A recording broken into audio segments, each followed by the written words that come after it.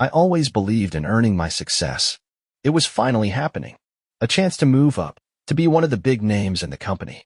3 department heads were getting promoted, and after a year of cutthroat competition, I was in the running.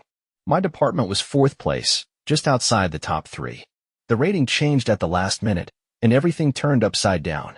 One of the deals was redistributed to another department. That changed everything. I was now in the top 3.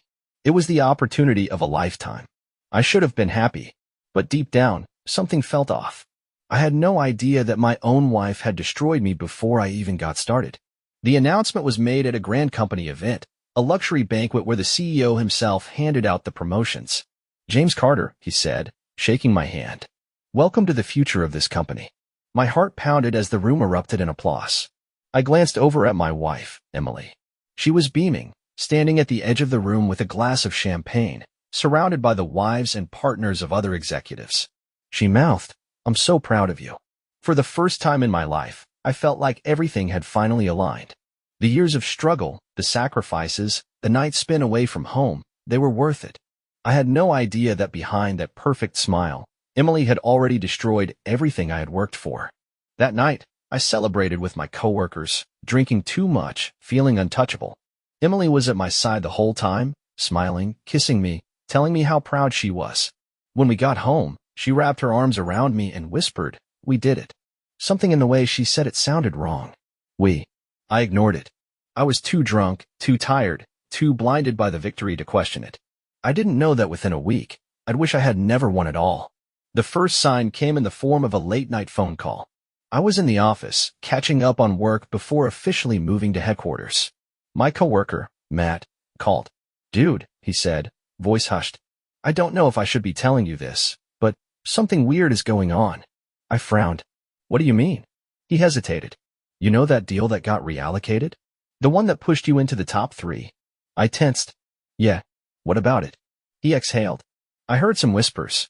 That someone high up made it happen." I leaned forward, my stomach twisting. "Who?" I demanded. Another pause. Then, "Paul Walker." I froze. Paul Walker. Senior VP. Married. One of the most powerful men in the company. I swallowed hard. Why would Paul do that for me? Matt hesitated again. "I don't know, man." But I'd start asking questions. The moment we hung up, I felt a pit in my stomach. Something was very, very wrong.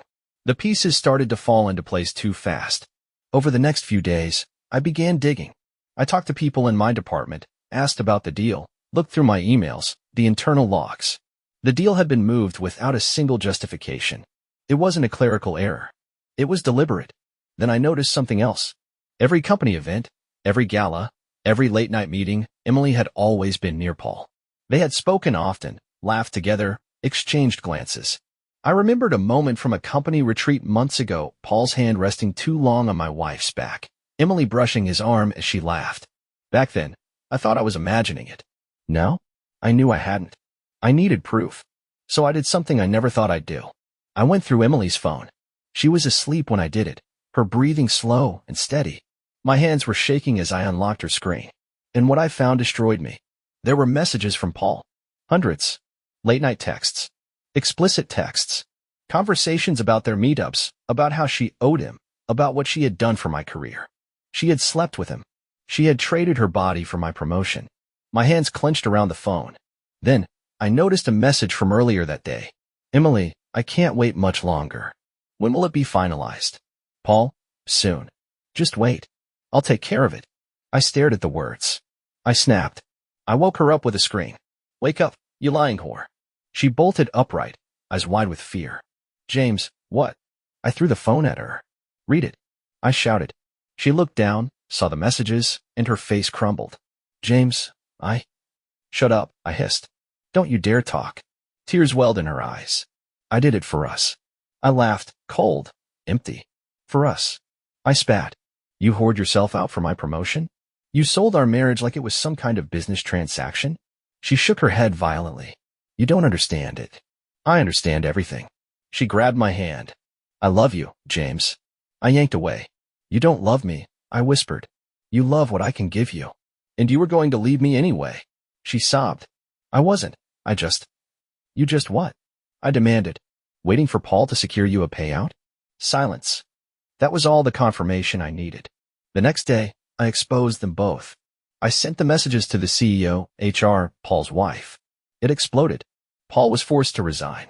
His wife filed for divorce immediately. And me? I walked away from everything. I refused the promotion. I quit. I packed my bags and drove to my parents' house, leaving Emily in the wreckage she created. She tried to fix it. She begged. She called. She cried. I ignored every message. She lost everything. I wasn't much better. The divorce was messy. I lost friends, time, and pieces of myself I'll never get back. But one thing was certain. I'd rather have nothing than be married to a woman who sold my soul behind my back. And in the end, she was the one left with nothing.